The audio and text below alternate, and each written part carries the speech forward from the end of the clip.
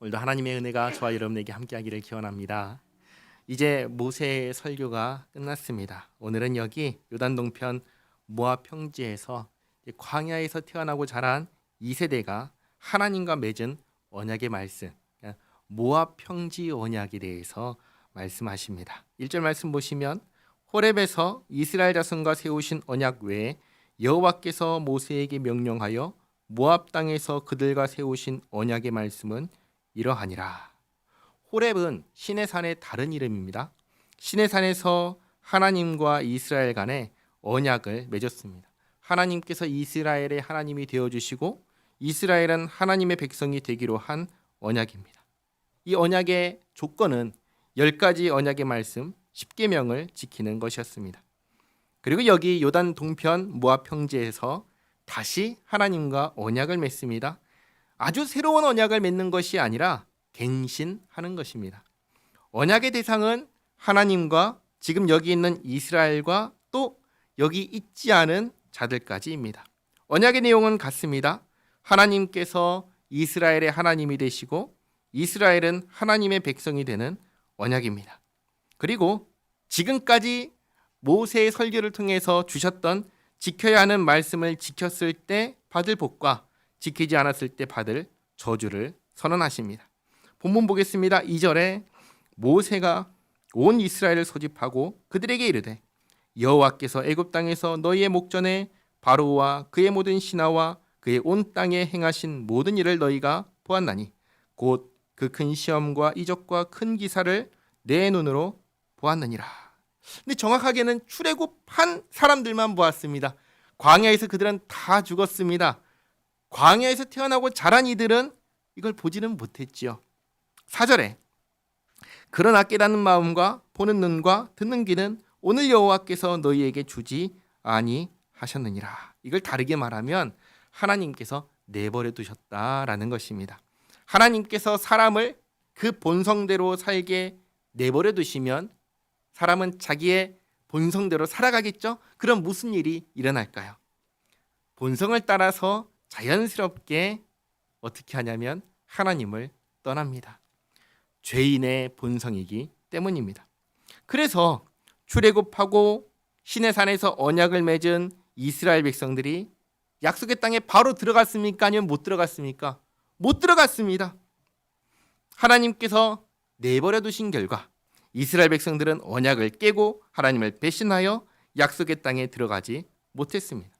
그러나 하나님께서는 이스라엘을 버리지 않으셔서 광야에서 40년 동안 멸망하지 않고 살 수 있게 해주셨습니다. 그게 5절 말씀이죠. 주께서 40년 동안 너희를 광야에서 인도하게 하셨거니와 너희 몸에 옷이 낡아지지 아니하였고 너희 발에 신이 헤어지지 아니하였으며 너희에게 떡도 먹지 못하며 포도주나 독주를 마시지 못하게 하셨음은 주는 너희의 하나님 여호와이신 주를 알게 하려 하심이니라. 이렇게 이 40년의 세월은 하나님께서 지키시고 보호해 주신 기간입니다. 만약에 하나님께서 이 40년을 그냥 내버려 두셨다면 무슨 일이 일어났을까요? 진작에 멸망했을 것입니다. 한번 생각해 보시기 바랍니다. 지금 이 이스라엘이 하나님을 떠나서 어디로 갈 수 있을까요? 애굽에서 탈출한 노예들입니다. 하나님의 은혜로 여기까지 오면서 다른 나라와 싸워서 이길 수 있었지만 자기의 힘으로는 결코 이길 수 없는 그런 군사력을 가진 민족이 이스라엘입니다. 만약에 싸워서 이길 수 있는 군사력을 가지고 있었다면 애초에 애굽에서 노예 생활을 했겠습니까? 그럴 수가 없는 것이죠. 만약에 하나님께서 이들을 다 버리시고 모세를 중심으로 새롭게 시작하셨다면 이들은 광야에서 아무 데도 가지 못하고 또 혹 어디 가더라도 또다시 노예가 되었을 것입니다. 그러나 그러지 않고 멸망하지 않고 40년을 아무 부족함 없이 옷도 헤어지지 않고 신발도 낡아지지 않으면서 그렇게 부족함 없이 살 수 있었습니다. 그 모든 것이 다 무엇을 알려주는 겁니까? 하나님께서 이렇게 함께 하시고 돌보시고 보살피신다는 것을, 그것을 알게 하신 것입니다. 그리고 7절에 너희가 이곳에 올 때 헤스본 왕 시혼과 바산 왕 옥이 우리와 싸우러 나왔으므로 우리가 그들을 치고 그 땅을 차지하여 르우벤과 갓과 므낫세 반지파에게 기업으로 주었나니. 이 일도 누가 이기게 하신 겁니까? 우리가 잘 싸워서 이긴 건가요? 그게 아니란 거죠. 하나님께서 이기게 해주셨습니다. 9절에 그런즉 너희는 이 언약의 말씀을 지켜 행하라. 그리하면 너희가 하는 모든 일이 형통하리라. 이제 10절부터 언약의 대상자들입니다.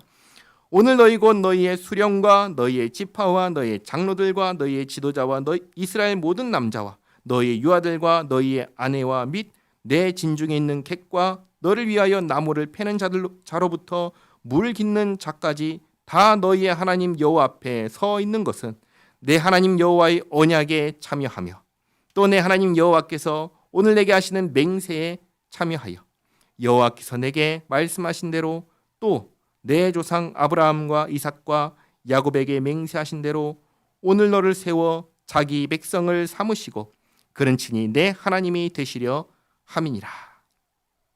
지금 이 자리에 있는 이들, 언약에 참여하는 자들에게 하나님께서 하나님이 되어주신다는 언약입니다. 또 이 언약에 참여하는 자들은 다 하나님의 백성이 된다는 언약입니다. 14절 내가 이 언약과 맹세를 너희에게만 세우는 것이 아니라 오늘 우리 하나님 여호와 앞에서 우리와 함께 여기 서 있는 자와 오늘 우리와 함께 여기 있지 아니한 자에게까지이니. 그러니까 여기에는 없지만 훗날에 하나님의 백성이 될 사람들까지 다 포함하는 언약입니다. 그리고 16절부터 언약을 파괴하는 자에게 주어질 저주에 대한 것입니다. 하나님께서 우리의 하나님이 되셨는데 만약 우리가 하나님을 배신하고 하나님이 아닌 다른 신, 우상을 섬길 경우에 어떻게 되는가? 16절 우리가 애굽 땅에서 살았던 것과 너희가 여러 나라를 통과한 것을 너희가 알며 너희가 또 그들 중에 있는 가증한 것과 목석과 은금의 우상을 보았느니라. 너희 중에 남자나 여자나 가족이나 집하나 오늘 그 마음이 우리 하나님 여호와를 떠나서 그 모든 민족의 신들에게 가서 섬길까 염려하며 독초와 쑥의 뿌리가 너희 중에 생겨서 이 저주의 말을 듣고도 심중에 스스로 복을 빌어 이르기를 내가 내 마음이 완악하여 젖은 것과 마른 것이 멸망할지라도 내게는 평안이 있으리라 할까 함이라. 무슨 말이냐면 언약을 배신해도 하나님을 떠나도 아무 문제가 없다라고 하는 자들에게 하나님께서 반드시 멸하신다, 벌하신다라고 말씀하시는 것입니다. 20절 여호와는 이런 자를 사하지 않으실 뿐 아니라 그 위에 여호와의 분노와 질투의 불을 부으시며 또 이 책에 기록된 모든 저주를 그에게 더하실 것이라. 여호와께서 그 이름을 천하에서 지워 버리시되 여호와께서 곧 이스라엘 모든 지파 중에서 그를 구별하시고 이 율법책에 기록된 모든 언약의 저주대로 그에게 화를 더하시리라. 너희 뒤에 일어나는 너희의 자손과 멀리서 오는 객이 그 땅의 재앙과 여호와께서 그 땅에 유행시키시는 질병을 보며 그 온 땅이 유황이 되며 소금이 되며 또 불에 타서 심지도 못하며 결실함도 없으며 거기에는 아무 풀도 나지 아니함이 옛적에 여호와께서 진노와 격분으로 멸하신 소돔과 고모라와 아드마와 스보임의 무너짐과 같음을 보고 물을 것이요 여러 나라 사람들도 묻기를 여호와께서 어찌하여 이 땅에 이같이 행하셨느냐 이같이 크고 맹렬하게 노하심은 무슨 뜻이냐 하면 그때 사람들이 대답하기를 그 무리가 자기 조상의 하나님 여호와께서 그들의 조상을 애굽에서 인도하셔 내실 때에 더불어 세우신 언약을 버리고 가서 자기들이 알지도 못하고 여호와께서 그들에게 주시지도 아니한 다른 신들을 따라가서 그들을 섬기고 절한 까닭이라. 이러므로 여호와께서 이 땅에 진노하사 이 책에 기록된 모든 저주대로 재앙을 내리시고 여호와께서 또 진노와 격분과 크게 통한하심으로 그들을 이 땅에서 뽑아내사 다른 나라에 내던지심이 오늘과 같다 하리라. 이 모든 경고의 말씀이 이후 역사를 보면은 다 이루어졌다는 것을 우리는 알 수 있습니다. 새벽마다 읽고 있는 말씀을 통해서 우리는 다 확인을 하고 있습니다. 이스라엘은 하나님과 맺은 언약을 깨버리고도 그때 아무 문제 없다고 생각했습니다. 그러나 지금 우리가 읽고 있는 이 신명기의 저주가 다 그대로 성취되었습니다. 무려 1000년 전에 하신 말씀이 1000년 후에 그대로 다 이루어진 것입니다. 그리고 29절 말씀, 정말 중요한 말씀입니다. 감추어진 일은 우리 하나님 여호와께 속하였거니와 나타난 일은 영원히 우리와 우리 자손에게 속하였나니 이는 우리에게 이 율법의 모든 말씀을 행하게 하심이니라. 아멘. 이게 감추어진 일이 무엇일까요? 성경에 보면은 이제 작정과 예정이라는 게 있습니다. 작정은 뭐죠? 작정은 하나님께서 이 세상을 창조하시기 전에 이루어질 모든 것을 계획하신 것을 작정이라고 합니다. 창조하시기 전에 계획하신 거예요. 앞으로 일어날 모든 일들을 계획하신 걸, 그걸 작정이라고 합니다. 예정은 무엇일까요? 예정은 하나님께서 구원하실 사람들을 정하신 것을 예정이라고 합니다. 미리 정했다라는 것이죠. 우리는 이 개념은 압니다. 아, 작정은 이런 거구나. 아, 예정은 이런 거구나 라고 이 개념 자체는 압니다. 그런데 그 내용은 모릅니다. 무엇을 작정하셨는지, 누구를 구원하기로 예정하셨는지 우리는 모릅니다. 하나님만 아십니다. 이렇게 하나님만 아시는 것을 감추어진 일, 하나님께 속한 일이라고 하는 것입니다. 그리고 또 보면은 뭐가 있다고 했냐면 나타난 일이라고 했습니다. 이건 뭐냐면 하나님께서 우리에게 계시하여 주신 것들입니다. 우리에게 알려주신 것들입니다. 하나님께서 우리에게 알려주실 때에는 알려주신 이유가 있습니다. 그건 뭐냐면 오늘 읽었던 말씀처럼 지켜 행하라는 것입니다. 그러니까 우리가 여기서 분명하게 알아야 되는 것이 있습니다. 하나님께 속한 것은 우린 영원히 알 수가 없습니다. 그러나 우리에게 속한 것은 우리가 분명하게 알 수 있습니다. 하나님께서 우리에게 계시하여 주신, 분명하게 알게 하신 이유는 지켜 행하라입니다. 그러면 우리가 해야 할 것은 하나님께서 감추신 일, 하나님께 속한 일을 어떻게든 알아내려고 애쓰고 노력하는 것이 아니라 우리에게 분명하게 보여주시고 알려주신 하나님의 말씀을, 율법을 지켜 행하는 것입니다. 이것을 잘하면, 이것을 하면 잘하는 것이고 이것을 안 하면 그러면 하나님께서 너 잘못하고 있어라고 말씀하시는 것이죠. 성경은, 하나님의 말씀은 어렵거나 복잡하거나 그렇지 않습니다. 아주 단순하고 아주 명료합니다. 한마디로도 요약할 수 있습니다. 한마디로 요약하면 뭘까요? 순종하라입니다. 하나님 말씀에 순종하라입니다. 성경 전체의 말씀 통틀어서 한마디로 요약하면 하나님 말씀에 순종하라. 그게 전부입니다. 하나님 말씀에 순종하기 위해서 하나님의 뜻을 알아야 되니까 성경을 읽는 것이고, 순종하기 위해서는 내 힘과 내 능력으로 안 되니까 하나님의 힘과 하나님의 능력을 구하기 위해서 기도하는 것입니다. 말씀과 기도의 삶, 경건 생활이 성도가 해야 되는 전부입니다. 알려주지 않으신 것을 파헤치려고 하는 건 그건 우리가 해서 해야 할 일은 전혀 아닌 것입니다. 자, 그리고 30장을 보겠습니다. 30장 1절을 잘 보시기 바랍니다. 1절을 보시면 지금 이 말씀을 하시면서 미래에 이스라엘에게 무엇이 임했다는 것을 알 수 있습니까? 1절 보시면 저주가 임했다는 것을 알 수 있습니다. 그러니까 바로 이어서 하시는 30장의 말씀은 뭘 이야기하시냐면 이스라엘이 하나님 말씀에 순종하는 것을 실패한다는 걸 전제로 하시는 말씀입니다. 하나님께서는 이스라엘이 실패할 것을 아시고 주신 말씀이 이 30장의 말씀인 것입니다.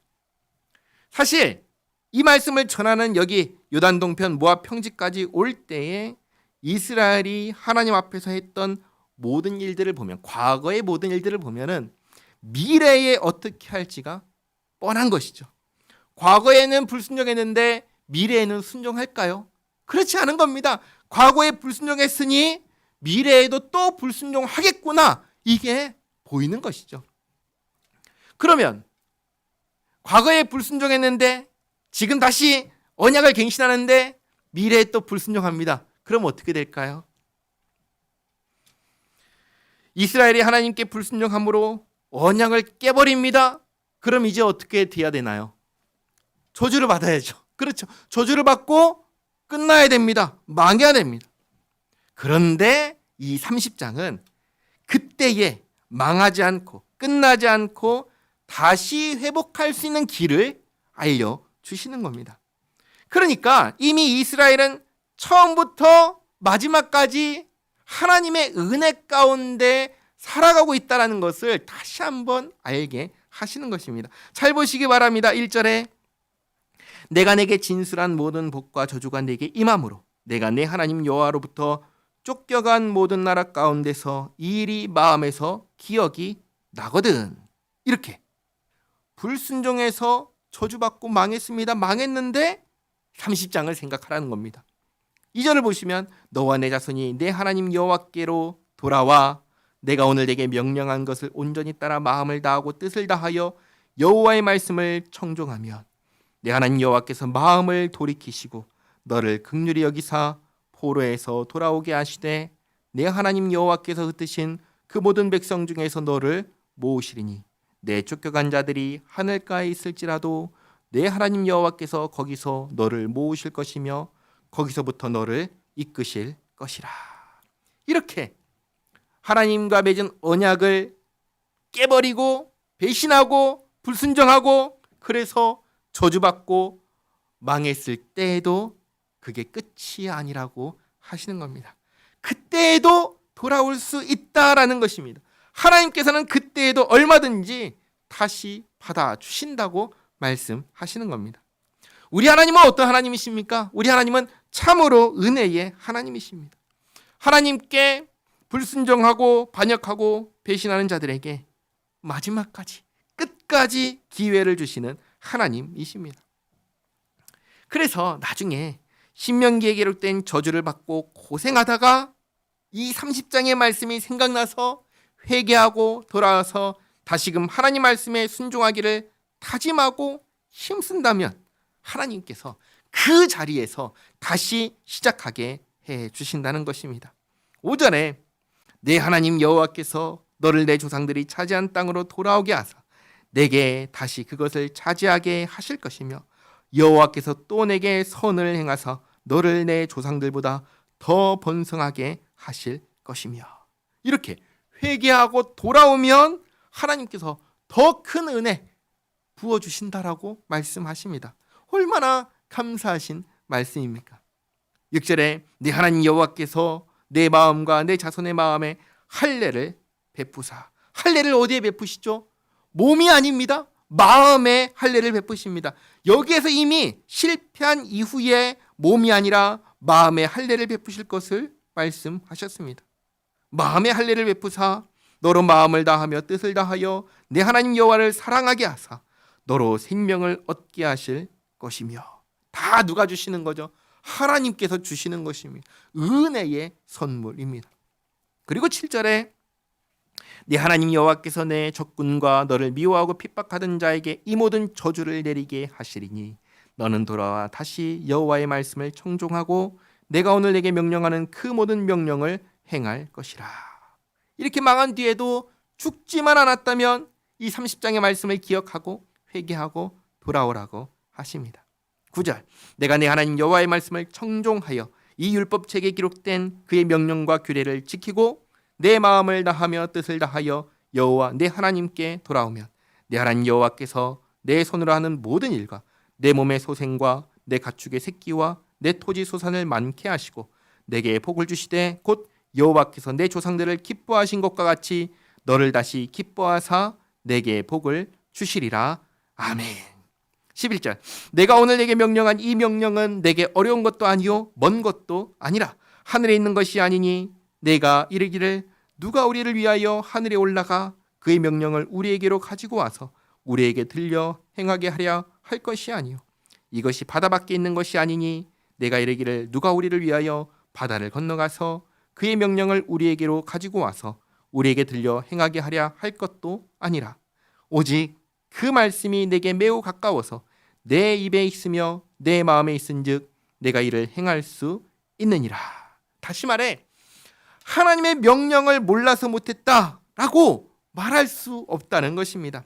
하나님께서 우리에게 이 성경을 주셔서 아주 분명하게 알게 해 주셨다는 겁니다. 그리고 여기서 기억해야 될 것이 두 가지가 있습니다. 두 가지를 기억하셔야 됩니다. 첫째는 하나님께서는 결코 실패해서는 안 된다라고 말씀하지 않으셨다는 사실입니다. 이미 하나님께서는 우리가 온전히 다 지키지 못할 것을 알고 계셨습니다. 그렇기에 30장을 시작할 때 뭘로 시작했죠? 실패할 것을 전제로 말씀을 하셨습니다.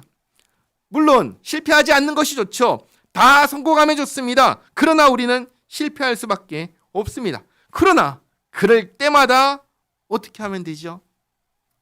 하나님의 이 말씀을 의지해서 회개하고 돌아오면 되는 겁니다.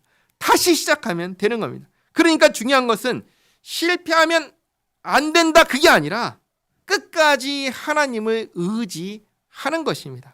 하나님을 의지하는 것, 이것이 우리가 기억해야 할 두 번째입니다. 첫 번째는 하나님께서는 우리에게 실패하면 안 된다 그렇게 말씀하지 않으셨다라는 것 첫 번째. 두 번째는 끝까지 하나님을 의지하면 된다, 의지하면 산다라는 것입니다. 이 두 가지를 잊지 마시기 바랍니다. 그러면 하나님께서 새롭게 해 주십니다. 다시 시작할 수 있게 해 주십니다. 그때는 의미가 없어진 몸의 할례가 아니라 주님께서 친히 우리 마음의 할례를 베푸셔서 새롭게 해 주십니다. 그러니 우리는 그저 우리에게 그렇게 은혜를 베푸시는 자상한 하나님만 의지하며 지금 내가 할 수 있는 최선을 다해 하나님 말씀을 지키며 오늘을 살아내면 되는 것입니다. 15절 말씀 보겠습니다. 보라, 내가 오늘 생명과 복과 사망과 화를 내 앞에 두었나니 곧 내가 오늘 내게 명령하여 내 하나님 여호와를 사랑하고 그 모든 길로 행하며 그의 명령과 규례와 법도를 지키라 하는 것이라. 그리하면 내가 생존하며 번성할 것이요 또 내 하나님 여호와께서 내가 가서 차지할 땅에서 내게 복을 주실 것임이니라. 그러나 내가 만일 마음을 돌이켜 듣지 아니하고 유혹을 받아 다른 신들에게 절하고 그를 섬기면 내가 오늘 너희에게 선언하노니 너희가 반드시 망할 것이라. 너희가 요단을 건너가서 차지할 땅에서 너희의 날이 길지 못할 것이니라. 하나님 말씀을 온전히 지키는 데는 실패할 수 있습니다. 그러나 하나님을 끝까지 의지하면 언제나 다시 시작할 수 있습니다. 그런데 다른 신들에게 절하고 섬긴다라는 것은 뭘 의미하냐면 아예 하나님을 떠나버리는 것을 말합니다. 그러면 다시 시작할 수 있나요? 그러면 다시 시작할 수가 없는 것입니다. 그러면 정말로 망하는 것, 멸망뿐인 것입니다. 항상 기회는 언제 있냐면 하나님을 의지할 때 있습니다. 내가 잘 못해도 부족해도 하나님만 의지하면 하나님은 자비로우시기 때문에 우리에게 언제나 다시 시작할 수 있게 해주시고 우리를 잡아서 하나님의 뜻대로 선한 길로 인도해 주십니다. 그러니 하나님 떠나지 말아라, 떠나면 망한다 라고 경고의 말씀을 지금 이렇게 하신 것입니다. 그리고 마지막으로 29장에서 시작된 모압 평지 언약의 증인들입니다. 하늘과 땅이 증인입니다. 하늘과 땅은 영원하지요. 영원한 증인을 지금 세운 겁니다. 19절에 내가 오늘 하늘과 땅을 불러 너희에게 증거를 삼노라. 내가 생명과 사망과 복과 저주를 내 앞에 두었은즉 너와 내 자손이 살기 위하여 생명을 택하고 내 하나님 여호와를 사랑하고 그의 말씀을 청종하며 또 그를 의지하라. 그는 내 생명이시요 내 장수이시니 여호와께서 내 조상 아브라함과 이삭과 야곱에게 주리라고 맹세하신 땅에 내가 거주하리라. 아멘. 오늘 이렇게 요단 동편 모압 평지에서 다시 한번 하나님과 언약을 맺었습니다. 언약을 갱신한 것입니다. 지금까지 하나님 앞에서 신실하지 못했던 것을 뒤로 하고 다시금 하나님 앞에서 신실한 하나님의 백성이 될 것을 약속한 것입니다. 우리는 우리가 도무지 알 수 없는 하나님께만 속한 것이 무엇인지 밝히려고 애쓸 필요가 있나요? 전혀 없습니다. 하나님께서 감추신 것은 우리가 영원토록 알 수 없는 것이기 때문입니다. 우리가 정말 애를 써야 하는 것은 하나님께서 드러내 보여주신 것입니다. 우리에게 알려주신 것입니다. 바로 하나님의 명령입니다. 우리는 하나님의 말씀대로 살기 위해서 애를 써야 됩니다. 그것을 위해서 말씀을 읽는 것이고 그것을 위해서 기도하는 것입니다. 하나님께서는 우리가 완벽하게 지킬 수 없다는 것 너무나 잘 알고 계셨습니다. 그래서 기회를 주겠다고 하십니다. 언제든지 회개하고 돌아오면 받아주시고 다시금 이전보다 더욱 잘 살 수 있도록, 잘 할 수 있도록 해주겠다고 하십니다. 그러니 우리는 실패할 것을 두려워할 필요가 없습니다. 못한다고 절망할 필요도 없습니다. 그럴 때마다 우리는 하나님께 돌아오면 됩니다. 하나님, 안 되네요. 하나님, 힘들어요. 하나님, 도와주세요. 우리가 하나님을 떠나지만 않는다면, 우리가 하나님께 붙어만 있는다면 하나님께서는 언제나 우리와 함께 하시며 우리의 삶을 선한 길로 인도해 주실 것입니다. 그러니 지금 눈앞에 있는 안 되는 일 때문에 낙심하지 마시기 바랍니다. 우리의 인생 전체를 놓고 볼 때 우리가 하나님과 함께 산다면 우리의 인생의 결론은 이미 정해진 거나 다름없습니다. 어떠한 것으로 정해졌나요? 가장 아름답고 가장 선한 결론으로 이미 정해진 것입니다. 그러니 눈앞에 있는 안 되는 일 때문에 낙심하거나 절망하지 말고 내 삶의 주인 되시는 하나님께 모든 것을 믿고 맡기며 의지하며 우리에게 주어진 오늘을 주님 말씀에 순종하는 삶으로 채워가는 우리 모두가 되시기를 바랍니다. 기도하겠습니다. 하나님 감사합니다. 이미 하나님께서는 저희가 실패할 것을 아시고 그 다음도 예비해 주셨음을 보며 감사드립니다. 저에게 완벽한 것을 요구하지 않으시고 다만 하나님을 알라 하시고 하나님의 마음을 알라 하시고 하나님을 참으로 하나님인 줄 알고 경외하고 사랑하라 하시는 말씀인 줄 이제 깨닫습니다. 언제나 저희를 긍휼히 여겨주시고 사랑하시고 자비를 베풀어 주시는 하나님, 저희가 주님의 마음을 깊이 깨닫고 참으로 주님께서 기뻐하시는 자랑스러워하시는 주님의 백성이요 자녀가 되기를 원합니다. 이 일을 위하여 말씀을 읽고 기도하는 이 일에 게으르지 않게 하옵소서. 성령님께서 저희 마음을 항상 새롭게 하여 주시고 주님을 향한 열심을 내게 하옵소서. 죄를 범하지 않게 하시고 저희 마음속에 나쁜 생각 갖지 않도록 도와주시옵소서. 주님께서 저희를 사랑하신 것처럼 저희도 주님을 사랑하고 또 주님께서 저희 곁에 두신 이웃을 또한 그처럼 사랑하며 저희의 삶으로 주님을 영원롭게 하기를 원합니다. 주님 인도하여 주시옵소서. 예수님의 이름으로 기도하옵나이다. 아멘.